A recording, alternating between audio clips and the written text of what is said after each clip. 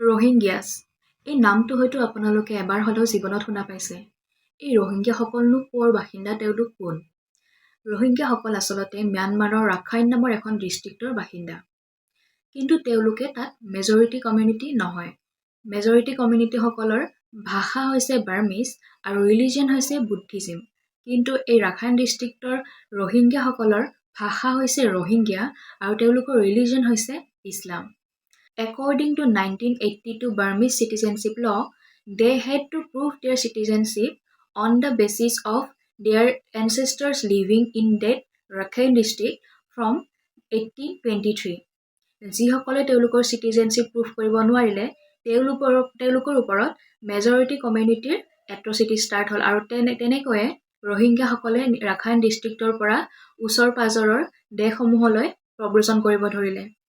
তেনেকৈ এটা বৃহৎ সংখ্যক প্ৰব্ৰজন হৈছিলে বাংলাদেশৰ কক্সবজাৰত, য'ত অতি আনহাইজেনিক কণ্ডিশ্যনত তেওঁলোকে থাকিবলগীয়া হৈছিলে। তেওঁলোকৰ এই অৱস্থাত এবাৰ ইউনাইটেড নেশ্যনে কৈছিলে যে Rohingyas are the most persecuted community in the world.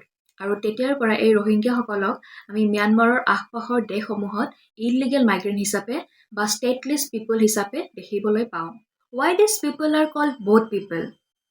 এই এট্ৰচিটিৰ পৰা বাচিবলৈ ম্যানমাৰৰ ৰাখাইন ডিষ্ট্ৰিক্টৰ পৰা ৰোহিংগিয়াসকল নাৱেৰে বিভিন্ন ঠাইসমূহলৈ মাইগ্ৰেট কৰিব ল'লে।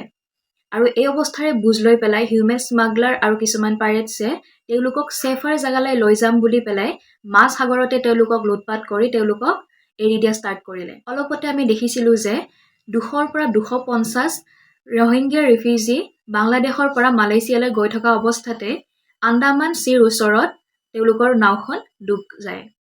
What's India's stand on this Rohingya issue?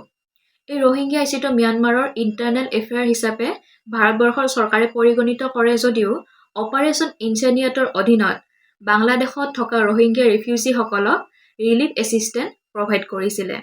Why Myanmar is important for India?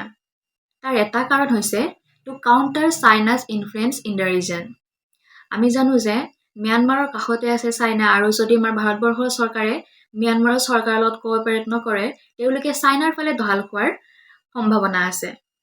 India also' has economic interest with the companies holding stakes in Shwe gas field of the coast of Rakhine state. Myanmar আমাৰ north ইষ্টৰ কানেক্টিভিটিৰ কাৰণে এটা গুৰুত্বপূৰ্ণ part.